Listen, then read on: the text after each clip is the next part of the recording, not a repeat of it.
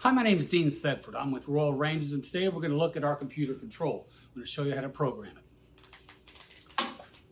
Power has to be on, so you push the on button, and then set 3660. And recipe prompts and all the lights came on. We're going to program button number 1. 1 step. Number of steps is always 1, so you hit OK. There's your time. It's set for 5 minutes. Let's change it to 3 minutes. You change it to 3 minutes by hitting 0300.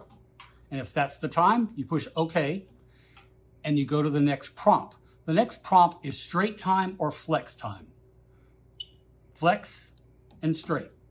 Straight time, regardless of load size, it cooks it for the program time. If you change it to flex, it will compensate for the load size. So if you have a large basket of fries, you drop it in there, it senses it's a large load, so it may cook it for 3 minutes and 10 seconds, 3 minutes and 12 seconds automatically.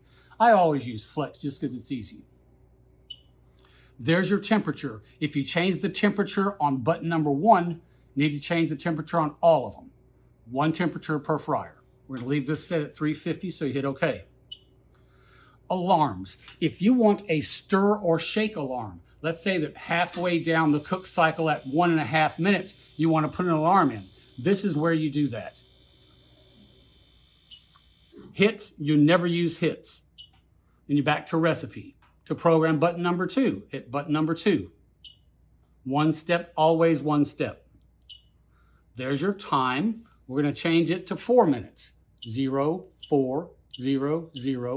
OK. Straight or flex. We're going to change it to flex.